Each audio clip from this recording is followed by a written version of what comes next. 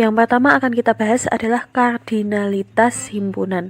Kardinalitas himpunan itu bilangan yang menyatakan banyaknya anggota dari suatu himpunan.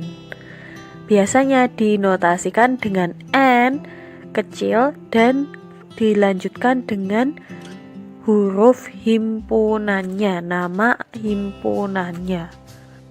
Contoh, A memiliki anggota negatif 4, negatif 2, 0, 2, dan 4. Jika kita hitung jumlah anggota A ada 5, maka NA sama dengan 5. Berikutnya, himpunan B memiliki anggota 2, 3, 7, dan 11. Jumlah anggotanya ada 4, maka NB sama dengan 4. Sampai di sini masih mudah ya, masih bisa dimengerti. Berikutnya kita akan membahas tentang hubungan dua himpunan. Ini berlaku untuk dua himpunan atau lebih. Yang pertama ada dua himpunan sama. Yang namanya sama berarti semua anggotanya harus sama persis. Tidak ada yang berbeda baik dari segi jumlah ataupun jenis anggotanya. Contoh, himpunan A anggotanya adalah J, A, T, U, H. Sedangkan himpunan B anggotanya adalah H, U, J, A, T. Jika kalian lihat baik-baik, semua anggota himpunannya sama. Yang berbeda hanyalah urutan penyebutannya. Maka himpunan A sama dengan himpunan B. Berikutnya, himpunan yang saling ekuivalen. Himpunan saling ekuivalen apabila jumlah anggotanya sama. Ingat, yang penting jumlah anggotanya sama. Walaupun anggotanya berbeda tidak masalah. Contoh, himpunan A beranggotakan 2, 4, 5, 6, 8. Jumlahnya berarti 5. Himpunan B beranggotakan 2, 3, 5, 7, 11. Berarti jumlah anggotanya juga 5. Karena jumlah anggota A dan B sama-sama 5, maka bisa dikatakan bahwa A ekuivalen dengan B. Simbol ekuivalen strip tapi agak bergelombang, tidak lurus. Berikutnya ada himpunan saling lepas. Berarti kedua himpunannya tidak mempunyai hubungan apapun, baik dari segi anggota yang sama atau tidak, ataupun dari segi jumlah. Dari contoh berikut bisa dilihat bahwa himpunan A dan B irisannya merupakan himpunan kosong atau tidak ada irisannya. Untuk irisan akan dijelaskan nanti di slide berikutnya. Berikutnya ada yang namanya himpunan bagian atau subset.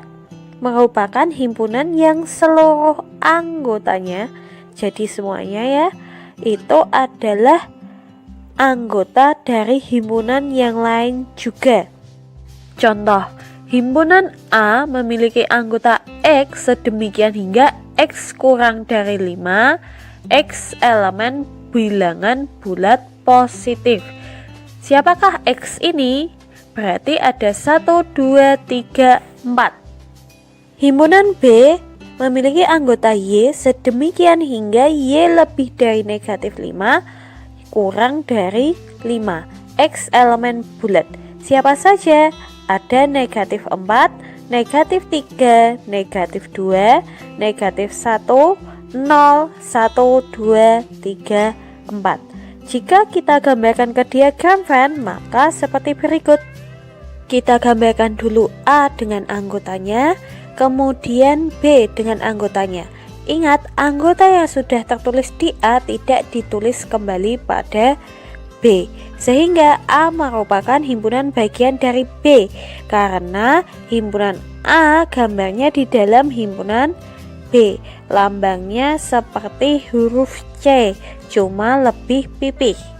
Selanjutnya kita mengenal yang namanya himpunan kuasa, yang merupakan himpunan bagian yang dapat dibentuk dari suatu himpunan yang lebih besar.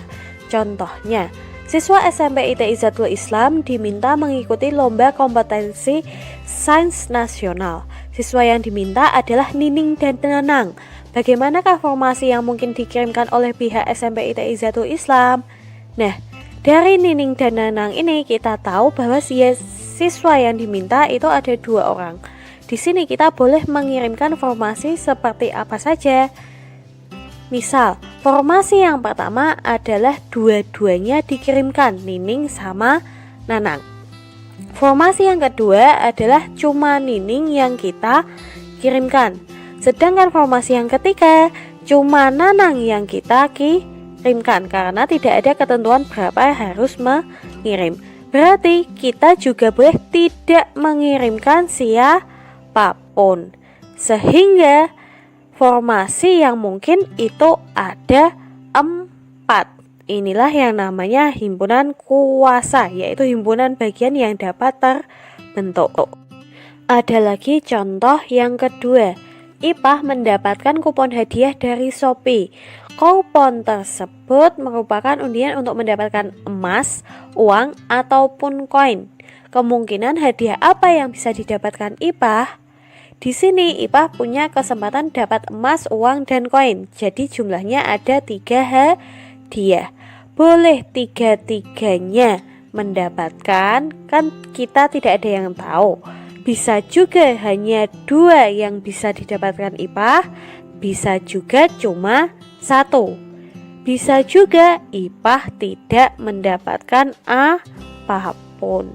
Sehingga di sini kemungkinan Ipah mendapatkan hadiah itu ada 8 macam cara. Lalu bagaimana jika anggota himpunannya banyak? Kita tidak mungkin kan mendaftarkan satu-satu, maka dari itu ada cara menghitungnya. Tadi yang pertama jumlah anggota himpunannya ada 2, hasilnya 4. Yang kedua jumlah himpunannya itu anggotanya ada 3, hasilnya adalah 8. Bagaimana 2 bisa jadi 4 dan 3 menjadi 8? Jadi cara menghitungnya adalah 2 pangkat jumlah anggota himpunan.